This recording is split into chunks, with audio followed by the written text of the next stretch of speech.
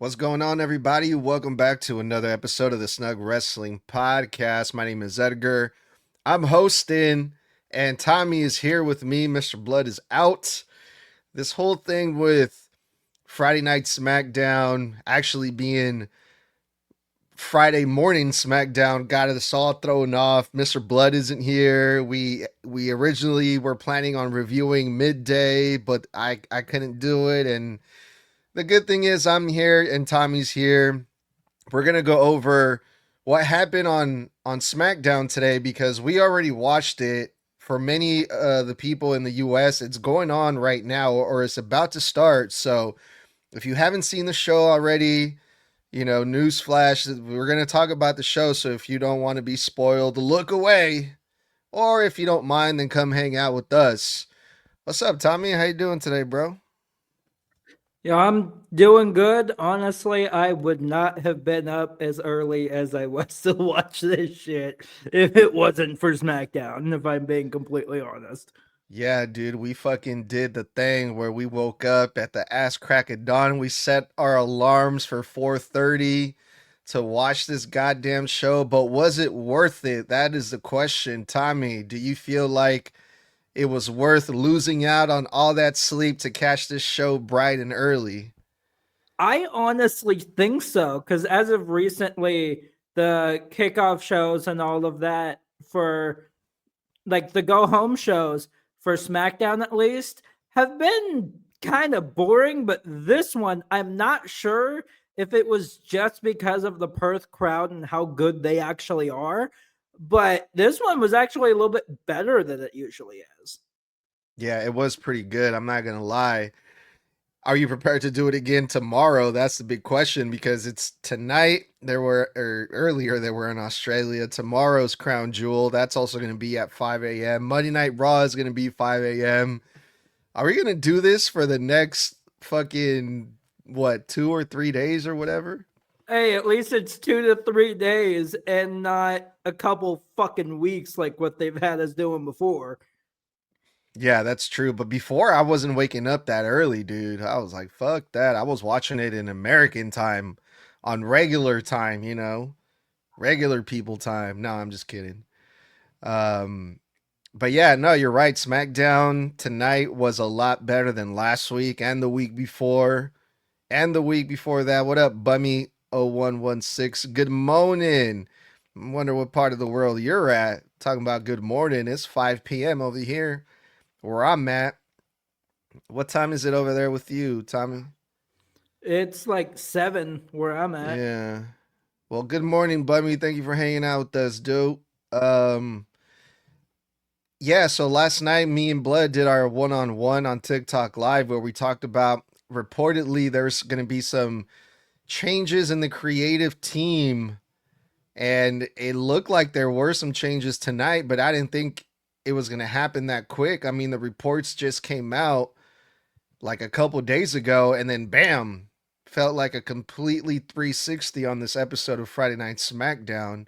So that could be the reason why this one felt so different. Did you catch any of that, Tommy? I did, but the biggest thing that I caught was there were a couple themes that went back to the original.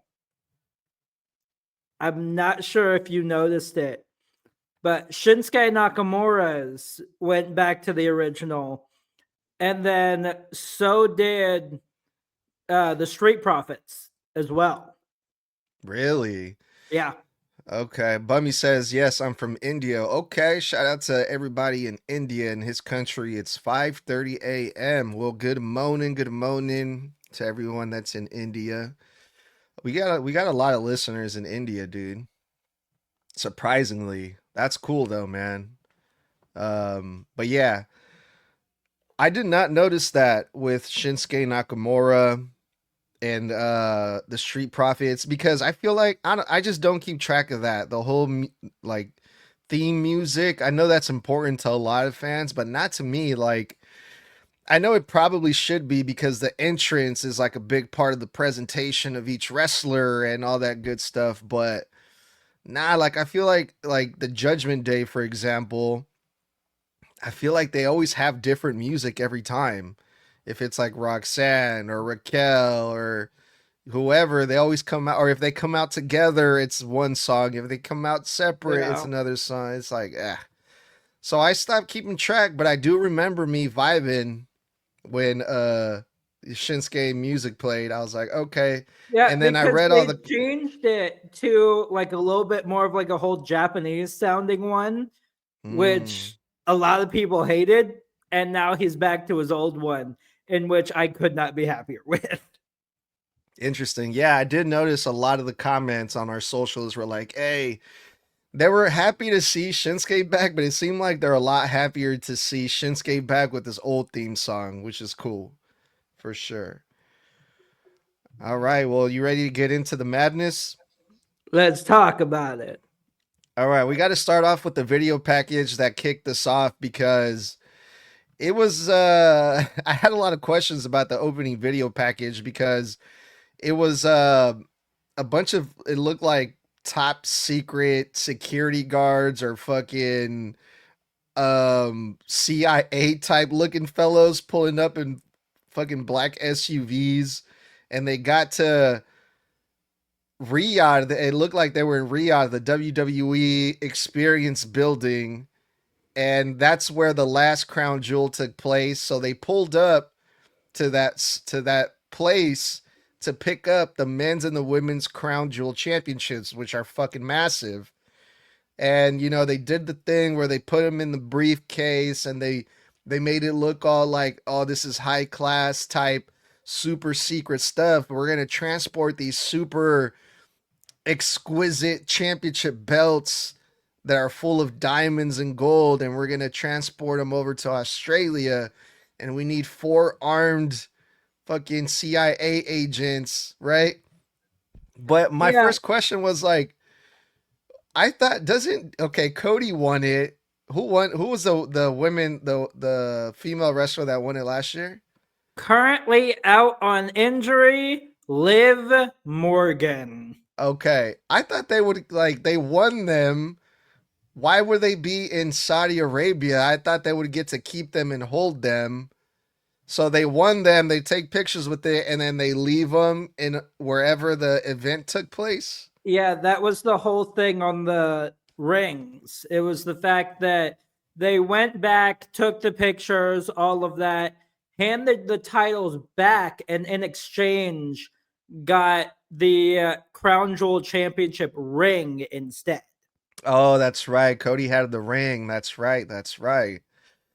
I guess that is a lot lighter than carrying the fucking big ass belt, right? Yeah, a fucking massive belt Uh, like that. I'm like, why? Why is it gotta be so big? yeah. Bummy says, I want a WWE Championship belt, but I don't have money to buy it. Can you give me a belt, sir? Please. I don't have a belt either. Oh, I think he's talking to you, Tommy. Yeah, You're unfortunately, man, this is the only one I've got. you So got the big boy money over there showing off all these championship belts and shit. I I've don't. only got the one, and this one ain't going nowhere. Yeah, that So one's signed by yeah, good old Samoa Joe. Yeah, you're gonna have to beat Tommy for that belt in a fucking Hell in a Cell, fucking no DQ, anything goes match or something your crazy like favorite that. matches. Oh yeah. And we saw another one on this episode, which we'll get into. I got a lot to say about that too. But yeah, so what did you think about the video package overall, Tommy, that started SmackDown? To quote Alan Owens here, only WWE would do this type of shit. Honestly, in which it's true. They made it look like it was some MCU thing where they're over here trying to carry Captain America's shield or some shit like that. So I'm like, why is this even being a thing? We know these massive titles exist in which no one really cares about them because they're only really brought up once a year. So why are you trying to make this whole dramatic entrance? Makes no damn sense. Yeah, it was pretty funny. But I give him an A for effort for trying to make the belt seem like a big deal, like they matter, like I mean, which they do. They probably do cost a shit ton of money, you know. But other than that, that was the opening video package for this thing. And to really kick us off, it was none other than the WWE Undisputed Champion. Cody Rhodes kicked us off, and we heard from him. This was to hype up again the match with Seth Rollins, which is going to happen tomorrow. And Cody Rhodes pretty much said, look, Seth, at first, I wasn't really taking what you were saying seriously. Like this whole thing about the future and, you know, who's going to control the company. I thought that was a little bit too much. But after hearing Paul Heyman explain the actual reasons, what this match actually means, then now I'm starting to understand what is at stake here. There's a lot going on in this match. We've talked about it. We're hyped for it. A lot of history.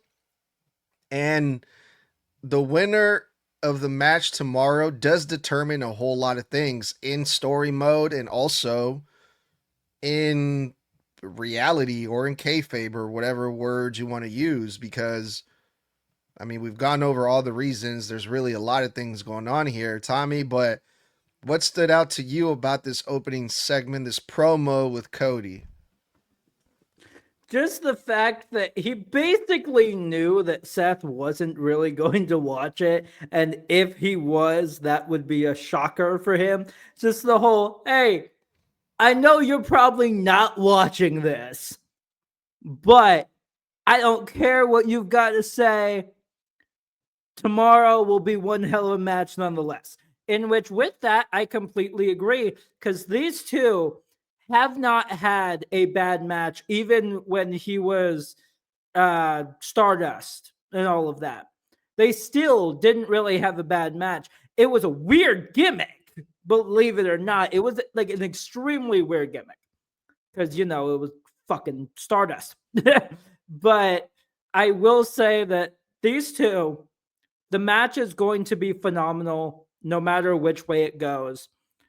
But like I said during the predictions, there are certain things that make no sense that have been brought up in the past. So there's that as well. And then after that segment, we okay, well, at first I thought, okay, are we going to get something else? Is Seth Rollins going to come out? Are we going to hear from Paul Heyman? And no, it was just Cody. He kind of played around with the crowd a little bit. He had some little funny banter with Michael Cole and Wade Barrett. The both of the Crown Jewel championships were in the middle of the ring, and that was it.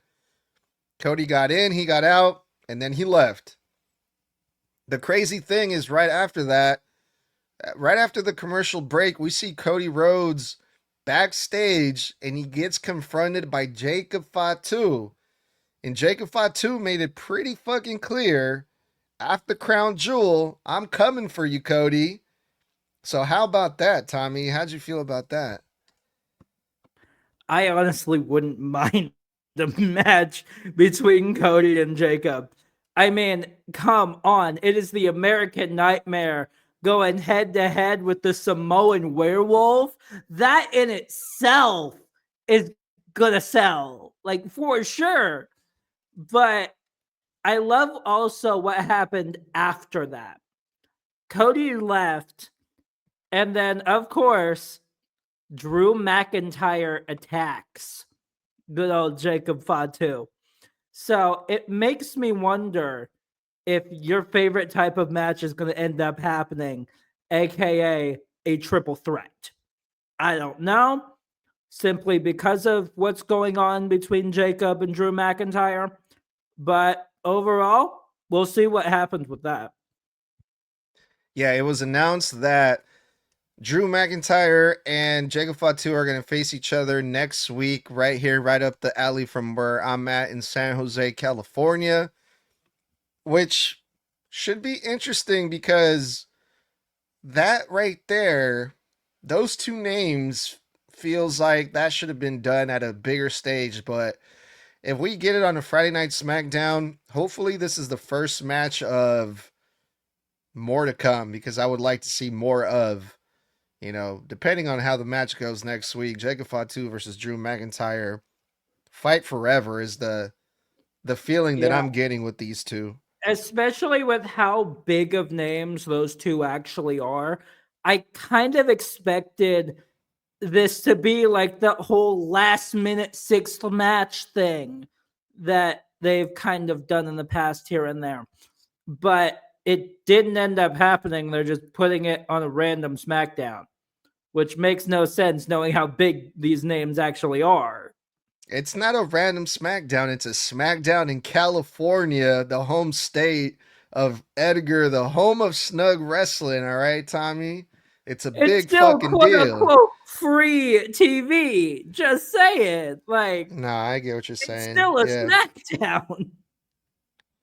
Well, it's not a SmackDown without a good old fashioned Sami Zayn US title open challenge. And we saw this again in Australia. And according to Wade Barrett, this is the first time that this is done in Australia, that the US title gets defended, which I thought was pretty interesting. And who is it going to be? And it was good old Shin. We've been seeing Shin creeping in the background, in the shadows, in the backstage area of Friday Night SmackDown. And for the past 2 weeks, I was like, oh, it's going to be Shin. It's going to be Shin. And nope. But today, this morning, it was Shinsuke Nakamura. And it looks like he got his old theme song back. So we got to see Nakamura back for, it's been a while. And he comes back with this old school song, which was lovely to see. So glad Shinsuke's back. The match was exciting. It's Sami Zayn has been having great matches week after week. It was no different with Shinsuke Nakamura. And then we'll get to the finish later on. But first, Tommy, thoughts on Shinsuke's return, the theme song, and the match itself? This has absolutely been one of Sami Zayn's most difficult open challenges. You could definitely see it, like full through. You could definitely see that this was the most difficult since he had his first one with Cena. But I actually really love this match. Super quick, all of that. But how about you bring up what happened afterwards? Yeah, man, we were having a great fucking match. Everything was going great, and then some guy in whiteface wearing a black hoodie attacked Shinsuke Nakamura right when he was about to hit his finish on Sami Zayn. And because of the white face, the paint, I had no idea who the fuck it was. I couldn't tell. The body language was different. I'm like, Shinsuke Nakamura just came back. How the hell does he have enemies already? Who showed up to attack Shin, of all people, when he hasn't even been on TV? Like, what gives? And it turned out to be good old Tama Tonga. Yeah. About damn time. Tama Tonga is back, and he's back with his family, the MFTs. The MFTs jump both Shinsuke and Sami Zayn. And apparently the white face, the face paint is like a throwback to, I saw the comments, people were saying the GOD, the gorillas of something, if I'm not mistaken. What do you know about that, Tommy? I don't know anything about that. I think it's a New Japan thing. Probably. But let me look it up real quick.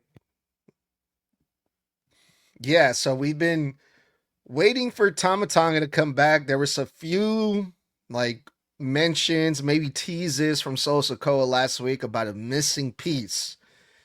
So now we have Tama Tonga. In fact, that's what the Tongans used to be called. Okay. Was the Gorillas of Destiny. Gorillas of Destiny. Okay. So a lot of people are excited about that. Yeah. So that got my interest because they have the MFTs, they have a new look. They come after Sami Zayn, who was the one that beat Solo Sikoa for the United States champion. So that makes sense. Shinsuke Nakamura, technically the MFTs cost Shinsuke the match. So now Shinsuke has a reason to go after them. So all of this, man, they have a new attitude. The MFTs have a new attitude. They seem to be more aggressive, which can only mean one thing. It's going to be more interesting. So I'm really excited about that, Tommy. But how did you feel seeing Tama Tonga return and everything else with the MFTs here? We knew it was only a matter of time before this man returned. I'm seriously wondering what in the world the holdup was, though, simply because of the fact that his brother returned like what, 6 months ago? Or close to that? Who? Not Talatonga. Tongaloa. Tong Tongaloa? Yeah. So yeah, I'm starting to wonder what in the world like the full thing was, because there was no way that if he had a similar thing to his brother that it would have taken 6 extra months for him to come back. There was just no way on that. But honestly, I am super happy that he's finally back. And we, like I said, we knew it was only a matter of time, especially with the fact that last week Solo said that he knew something was missing in the Mm-hmm. family. And then all of a sudden, the next week, Tamatonga's back. So that's going to be very interesting to see what's next for them. Yeah, man. Who fucking knows? Who fucking knows? I mean, I thought I knew what was next for them until we saw the MFTs again later on in the show, which we'll get into. But first, we got to talk about this women's tag team match that we saw. Stephanie Vaquer, women's world champion, and Tiffany Stratton, WWE women's champion. We're in a tag team together, and these two are going to face each other tomorrow in a one-on-one. But first, they were forced to be on the same corner versus Julia and Kiana James. Now, this is the home show for Crown Jewel, the go home show for Crown Jewel. And this is the final time that we're going to see Stephanie Vaquer and Tiffany Stratton before their big match at Crown Jewel at the big PLE. So this was their last opportunity to make this match that has no story, no history, no issue, no nothing, no build, to make their match tomorrow a little bit more interesting than just a one-on-one babyface versus babyface match. Soto619 on the comment says this is the one time I could have jumped on. Well, it's not too late, Soto. It's not too late. We can bring you on if you're down, bruh. Now they didn't. They could have done so many things in this match to make it interesting, and they just did not. Tiffany Stratton and Stephanie Vaquer won clean. There was no like miscommunication. There was no drama. There was no tension. They actually worked really fucking well together. And I felt like they gave me nothing to look forward to their match tomorrow at all. Like they could have, Tiffany Stratton accidentally hit Stephanie Vaquer without wanting to on accident or blah blah blah. Like, oh, they're not working together good. Well, no, because they're going to be opponents tomorrow. Nothing. They gave us nothing here, which was really disappointing. But what did you think, Tommy? Kiana James and Stephanie Vaquer, those two, even though they were on opposite sides here, they absolutely carried this match. Julia did basically nothing. Crap, my brain is blanking. Stratton basically did nothing except tag in last second for that prettiest moonsault ever. So there was that. But the one thing that I love the fact that was mentioned, Michael Cole brought up NXT.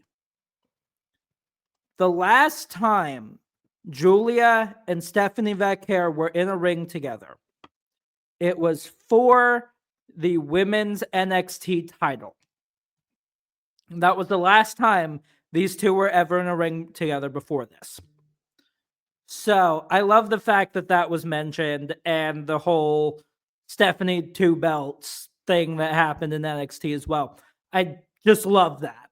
But other than that, this match was And that's coming from a Stephanie Vaquer match. Like, come on. Yeah, I was expecting something. The match itself wasn't bad. Like the last time I saw Kiana James, I was really impressed by her. She didn't look bad at all in this match. Julia is good. As much as you guys want to hate on Tiffany. By the way, Tiffany Stratton was over in Australia. Did you notice that? Like when her music hit, she got the big pop. When she got the hot tag, the people fucking popped for her. Tiffany Stratton was more over in Australia than Stephanie Vaquer. I can honestly say that. Um, and yeah, as much as we critique Tiffany Stratton, she wasn't bad in this match. And Stephanie Vaquer is fucking Stephanie Vaquer. Like the match it was what it was, but I guess I was just expecting more. Hold on, I got a text from Soto. How long are you gonna be on? Um, I think Soto might join us halfway through the review. Well, we're pretty much through more than half of the show already. But yeah, I guess I was just expecting something crazy to happen, but I think they're both protected right now as far as they're both baby faces, and I think they want to keep it that way. Or else they would have done something different with them. I don't know. But yeah, any closing thoughts, Tommy, about this women's tag team match before we move on? Not other than the fact that I feel like Stephanie did better than not Stephanie, that Stratton did better than she usually does. Yeah. All right. From a women's tag team match, now we're going to move on to a men's tag team match. And I believe this was for the WWE Tag Team Championships, right? Yes, it was. The champions, the White Six versus the Street Profits. I don't even know where to begin. I mean, did we even believe for 1 second the Street Profits were actually going to win this at all? Nope. Not Pretty even a predictable, right? chance. And Yeah. even if it's the Street Profits, they're great athletes, they're great wrestlers, they're a great tag team. Some would argue that the White Six are up there too. I mean, I really like Dexter Loomis, but even the White Six as champions, they haven't really been very interesting. No fault of theirs. That's one of the things that a lot of fans have shown their displeasure is with the tag team division. One of the reasons why the WWE is reportedly making these creative changes is because the Street Profits, the things that they've been doing with them hasn't been interesting. Even though the White Six are champions, they haven't been interesting. They have a cool entrance. They have the White Six gimmick, but other than that, the fans just don't care. And I'm one of them. I just did not care for this. Unfortunately, yes, they can probably have a great match in the ring, but I mean, it was pretty predictable. The White Six were going to win this one way or another, and that's exactly what happened. Yeah, it was very predictable, unfortunately. Like, we all knew that there was no possible chance for the Street Profits here. But hey, out of this, we got a face off between the MFTs and the Wyatt Six. So there's that as well, in which I'm sorry, Nikki. I love you, girl. I do. But you're over here looking like a dwarf compared to Solo Sokoa. Like, she looked tiny compared to this man. So there's that as well. Which, honestly, I'm looking at this. I wouldn't mind an 8-man tag between the MFTs and the Wyatt Six. I seriously would not mind that at all. That was the most interesting thing about this whole entire match. And it wasn't even the match, it was what happened after the match. The MFTs coming out to confront the White Six. But I think it's way more than this. I think the MFTs, they're trying to make a statement that they want all the gold.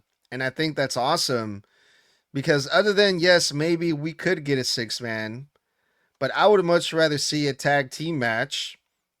You know, have the White Six put the titles on the line versus the MFTs. I mean, I wouldn't mind seeing good old Jeff Cobb or what the fuck is his name now? Fucking JC Mateo and Tamatanga with some tag team gold. Such a stupid name. Yeah. Or, you know, this could also lead to a potential one-on-one match with Solo Sokoa versus Uncle Howdy. I wouldn't mind I would that like, either. I mean, me neither. I would be down to see that, but whichever way this thing goes, I really like that stare down, especially with them wearing those that face paint, the MFTs. It just looks so cool, that stare down with the White Six versus the MFTs, and I'm like, okay, this gives us something to look forward to. And they Um, look so much more intimidating with it on as well than they did before. yeah, much more cooler for sure. It's a completely different feel, a completely different look. Like you said, way more intimidating. It just works, man. It works for them. So yeah, I'm excited about where the MFTs are going to because someone made it a pretty good comparison. Someone on the comments on our social media says this is pretty much another version of the Dark State, which I think in a sense means like the Dark State at one point they were just coming after everyone, right? Oh yeah, that's how they debuted. They didn't give a shit. They just went after everyone possible. No one was safe. Yeah, and it's not just a something that the Dark State did. I mean, this goes way back to so many factions, the Nexus and the Shield, and you know, you name them. This was just the thing that factions did, right? So the MFTs are doing it now, and I think that's fucking awesome, man. I'm pumped for this. All right, Tommy. Anything else we want to add about this tag team match before we move on to the main event? Not other than the fact that I am excited to see what comes out of this. Okay. Now we're going to talk about the main event while we wait on Soto. He's about to join us here in a little bit. And maybe we can get his thoughts on what he thinks about this episode of Friday Night SmackDown. Um, it was Aleister Black versus Damian Priest in the Last Man Standing match. And this was the main event, which I thought was awesome. Okay, Damian Priest and Aleister Black in the main event of Friday Night SmackDown. That's fucking awesome. These guys deserve it. These guys are they're really good at what they do, and they deserve that spotlight. And it's a last man standing match. But then I quickly realized as soon as the match started that it kind of just felt like another no DQ fucking match. Cause it is. Cause it's last man standing. It's no disqualification. It's anything goes. And it's just like, Okay, it's the same as the fucking Donnybrook match. It's the same as Australian street fight that we're gonna see tomorrow. Which, by the way, why the fuck would you have a street fight before a street fight in the PLE with other top guys? It's just whatever. So it's the same thing over and over again, but because it was last man standing, they think just by changing the name it's a little bit different. But like going back now, my memory isn't the greatest, but going back, I remember watching last man standing matches, and last man standing matches still had some type of rules. You couldn't just use weapons all the fucking time. It was still a wrestling match if I'm not mistaken. And the whole point of it was you have to beat up your opponent to the point where they can't get up for 10 seconds.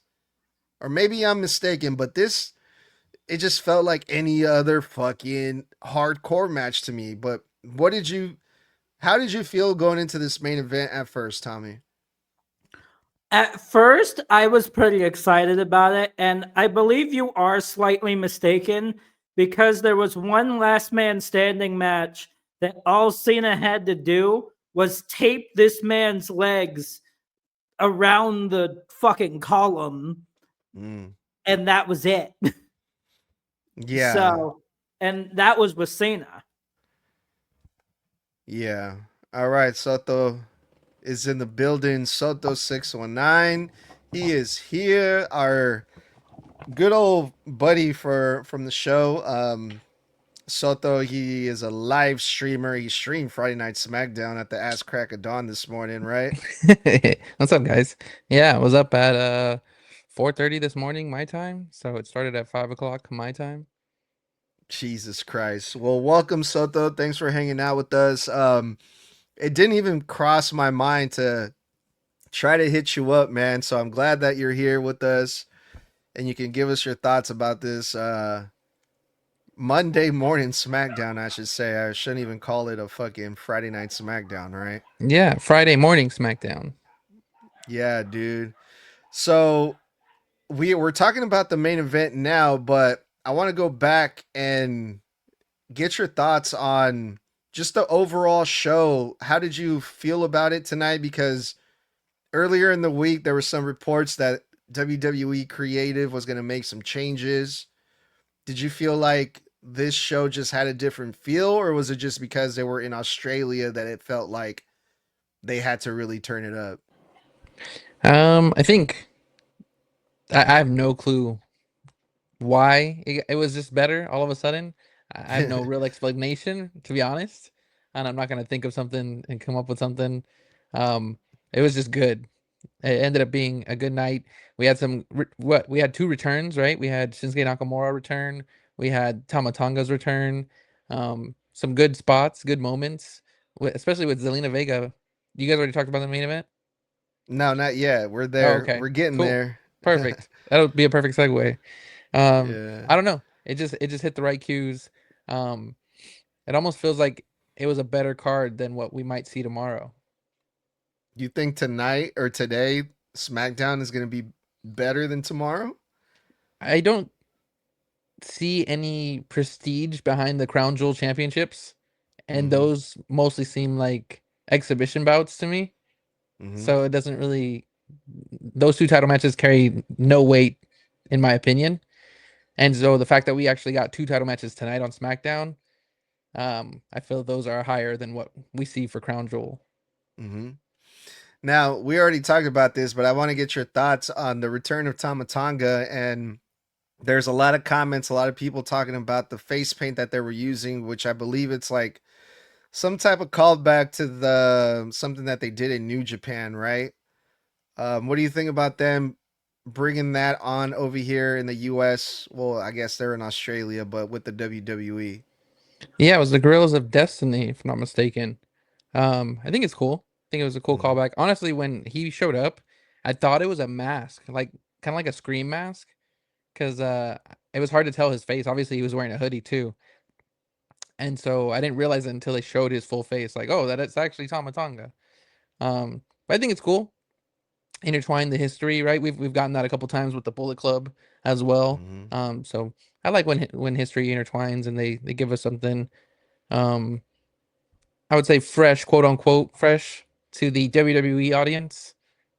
Yeah. So we saw the MFTs come after Sami Zayn, Shinsuke Nakamura, and they also had a stare down with the White Six. What the fuck are they up to, Soto? What do you think is going on through these guys' heads? Dude, I don't know. The MFTs, I think they want the gold, right? Because they went after Sami Zayn and Shinsuke Nakamura. I think Solo wants his United States Championship, or it goes to another member in the MFTs, and then Solo goes for that WWE Championship, right? I think they want to go after all the gold. It would make sense. I would love to see that, dude. Solo Sokoa, United undisputed champion. Tommy would love that, I bet, right, Tommy? Hell yeah. Like, I'll take that. Yeah, dude. All right, well, let's go over to the main event. We were talking about how the last man standing match, just to me it felt like a regular hardcore match, right? And it's a different name. Like tomorrow they're going to have the Australian street fight, right? And then the night before or the day before they had a last man standing match. And to me that kind of just seems like you're pretty much doing the same thing 2 days in a row just with a different name. Am I the only one that feels like that, Soto, or did you also get that feeling too? I think this one is the only one that feels like a different stipulation, only because you have to be down for 10 seconds, right? It's a last man standing match. Yeah, I mean, there's no disqualification. That's gonna be the same for whatever match, hardcore match, last man standing match, whatever the case may be. There's no DQ. So yeah, I can see the similarities in that, but the fact that he has to stay down for 10 seconds, I can tell the Mm-hmm. difference. I can see the difference. But I understand where you're coming from. What I want to know is what the heck is an Australian street fight match? Because I know what a street fight match is, but what's an Australian street fight? They're gonna have like a bunch of kangaroos and shoeys all over the ring. I don't As know. long as we get No. some sort of Australian reference in there. Ugh, I guess. I don't. It's gonna be interesting, man. It can't be anything like too gimmicky or goofy because it's Roman Reigns, right? You can't have Roman Reigns out there with fucking zombies and shit, can you? I mean, it's a new era, right? It's the TKO era. Of course you can. Yeah, very possible. All right. So yeah, I wasn't sure where this was gonna go. I mean, these guys were fighting all over the ring, and then they finally go to like kind of like by the crowd area, right? And Tommy, I'm gonna start with you first on this one, and then Soto, I want to get your thoughts on this too because I saw Aleister Black and Damian Priest kind of climb up to the top of like this speaker thing or something, right? And usually when they do that, it's like, okay, someone's gonna go through a table. My first observation: the people that were standing or were sitting right next to them, they were a little bit too shocked. They were a little bit too into it. Those were plants, right? That was my first observation. These people right here are a little bit too excited. Like they're clearly acting, and I thought that was weird. I'm like, why would they do that? That's weird, right? And then we see Zelina Vega show up, and I thought, wow, okay, now we all know that Aleister Black, Selena Vega are married, but they haven't shown it on screen on TV, which was I thought was it was really cool and interesting to see, right? So we get that moment, and then we get the big finish where Aleister Black throws the big fireball on Damian Priest's face, kicks him. Damian Priest lands on the table. 10 count, and Aleister Black gets the win. Crazy finish, unexpected finish. I thought it was really well done. But first, Tommy, what were your thoughts on Selena Vega and everything that we saw in this finish for this match? It honestly made me think, are they going to randomly start forming mixed tag teams now? Is that going to be a regular thing? Because we had the one between Seth, Becky, Punk, and AJ. So are they just going to make that a regular thing at this point? Because that's the only thing that's popping through my head right now. But I'm starting to wonder how in the world that whole fireball thing worked. Because it didn't look like there was anything on his wrist, didn't look like there was anything on his hand. So how the hell did that work? Yeah, I can tell you how that worked. So if you actually watch the clip again, I rewatched it a couple times, but Zelina Vega actually has a little pouch, a little thing on her, kind of like her belt area, and it kind of dangles behind her.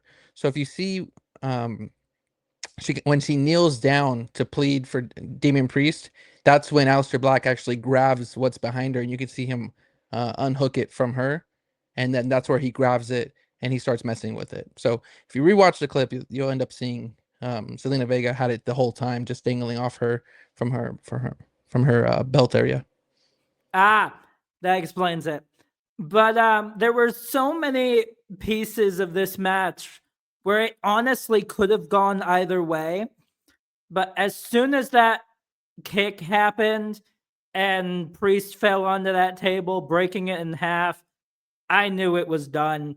But the thing that shocked me the most about this is the fact that SmackDown ended 9 minutes before it usually does.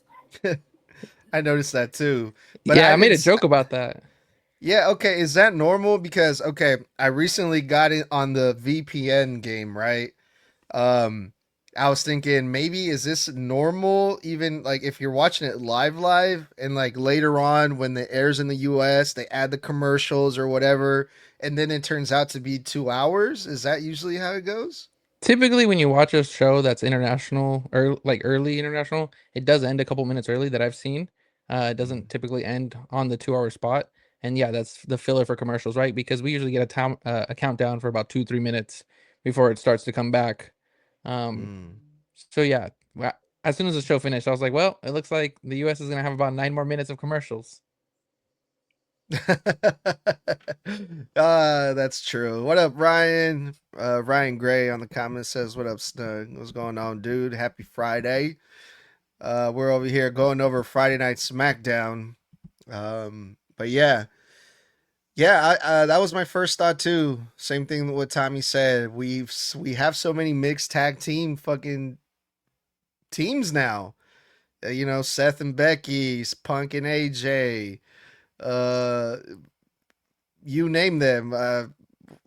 Fuck, who was the other one? Now, Aleister Black and Selena Vega, and I'm like, who's next? El Grande You can't forget Dom Americano and and Liv.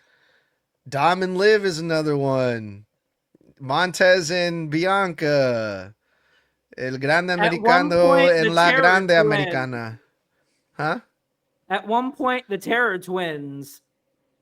The Terror Twins. Yeah, man. I'm like, damn, are they trying to like create a mixed tag team division? Are we going to see mixed tag team titles next or what the fuck? Didn't we used to have a PLE, like a mixed tag team PLE or some sort of event or show before? Not that I can think of or that Or I we had can like a remember. tournament. I think it was a mixed tag team tournament. I think you're right. Yeah, yeah, that sounds about right. Yeah. Yeah, but I'm just like, what is going on with all these fucking mixed tag teams? It's really interesting. Um, but yeah, other than that, it was a crazy SmackDown, a crazy finish, unexpected finish. Where did we go from here when it comes to Damian Priest and Aleister Black? Did this feel like a? This kind of did feel like a big blow off match. Does this story continue with these two guys? Do you think? 100%. 100% continues. It's not over, especially now that is Zelina Vega a heel, because that's what I'm wondering. She went in with a different look. Obviously, she went in to help her husband. But is she considered a heel now? It's funny that you mentioned that because one of the topics that we go over a lot is is Aleister Black even a heel? Like, do we even know if what he is? He's a heel, right? He's more a heel. I mean, you can definitely call him a tweener, Yeah. um, but I think he leans more heel. I think tonight justified him being more of a heel, especially cheating to win, right? Or I guess not necessarily, right? It wasn't cheating because it was no disqualification, anything goes. But he had help from his wife. I would definitely say tweener, but leaning, like edging more towards heel than anything else. Yeah. And now that I think about it, the fact that we have Zelina Vega with Aleister Black, who Zelina Vega and Damian Priest, I think they were in a mixed tag team at some point on TV too. Don't they have history, Zelina and Damian? Probably at some point. I don't remember. But real quick, I did find it. It was the mixed match challenge. It was in 2018. Oh yeah. Ryan Gray said in the comments 2018 too. Yeah, I want to say Zelina Vega and Damian Priest were a tag team at some point on TV, or no, I think I'm tripping. I think I'm just confusing them because they're both from Puerto Rico. And They're I not both think from Puerto Rico. are Puerto Zelina's. Rican. I was gonna say, yeah, she's. Yeah, I They're looked it both up, and it says that Zelina Vega has not formed a tag team with Damian Priest. okay. So the reason why I'm putting them together is because they're both Puerto Rican. They're both from New York, and I've seen them do like a bunch of PR together at all these different events. So that's why I thought they had history. But I still believe that this is going to lead to Damian Priest is going to need some backup to help him with Zelina and Aleister Black. And who would you guys call? Who would Damian Priest call to back him up to fight a chick? Why not mommy? Rhea Bloody Ripley. Yeah, bring Rhea up from Raw for like 1 week, and Ah, damn it, there you she's on go. Raw. You could do Fuck, Lola I forgot. Vice. Oh, his girlfriend, right? Oh, that's true. Yeah, I forgot about that. I'm pretty sure that's his girl too. Hey man, fuck it. All the fuck. Hey, bring Miz and Maurice back too. Fuck it. And then once Naomi's back, we got Jimmy and Naomi. Oh, good God. Everyone. Fuck it. Stephanie Vaquer and what's the guy's name from NXT too? Tommy? Huh? I don't remember, Who? but you can also do Chelsea Green and Matt Cardona now that he's on doing TNA and He NXT, is with Oh my TNA. God. right? Oh my God, bro. This shit is getting crazy. This is getting crazy, man.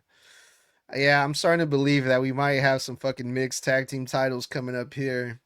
And if you want to get After, deep in the rabbit hole, you can also consider, oh my God, oh, there you go. she's Miles she's Bourne. she's feuding with Oh yeah.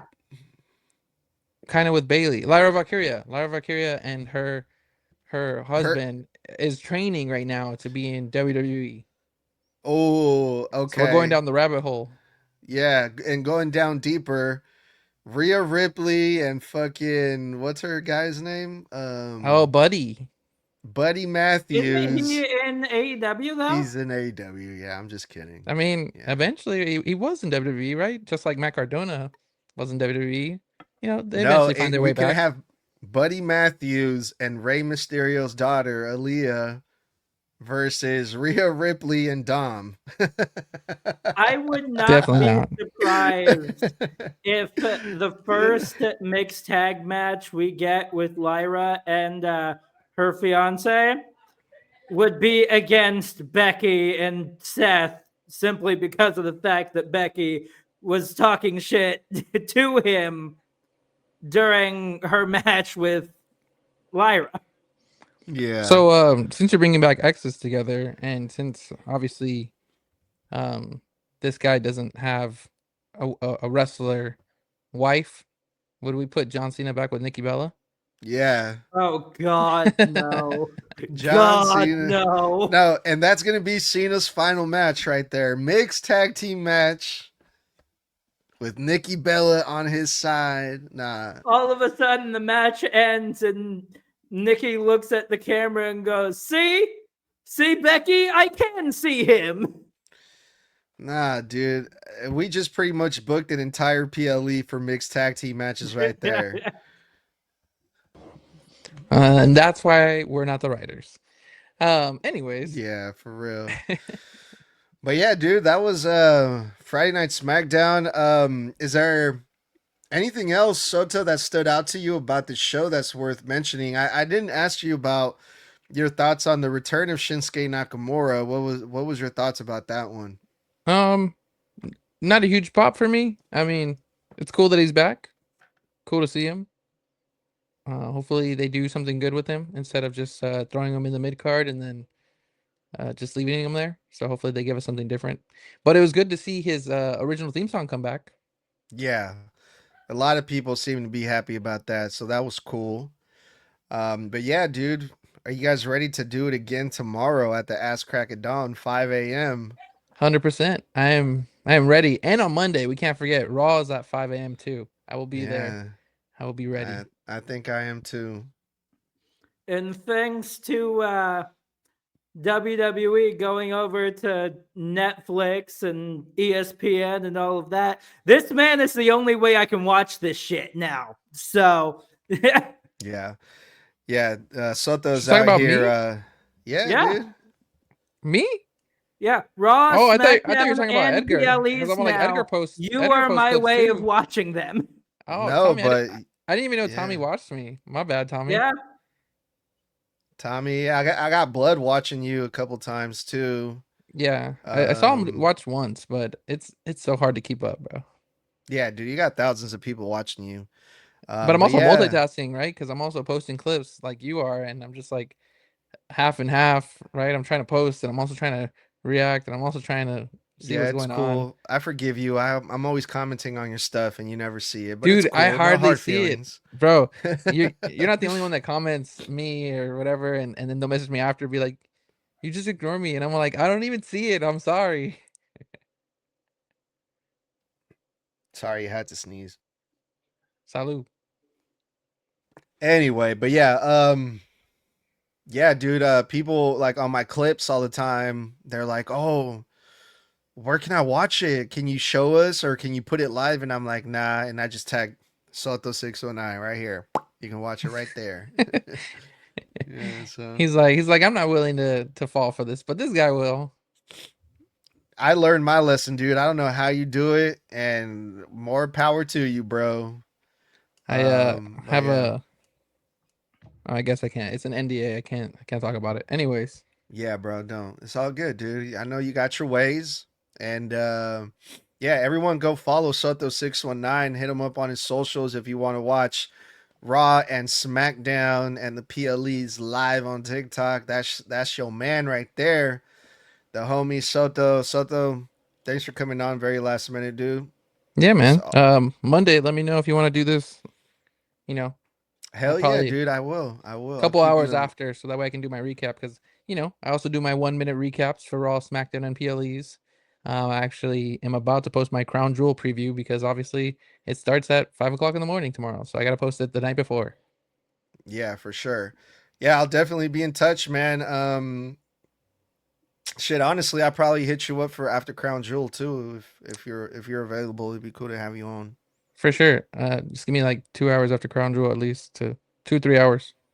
All right, so that was our review for Friday Night SmackDown. We'll be back again tomorrow to go over Crown Jewel, and on Monday, and the clips and the whole shebang. Tommy, let's get out of here, bro. Awesome. All right. That was one time for the one time. 4 letters, 1 word. Yeet. No yeet. Thanks for having me, guys.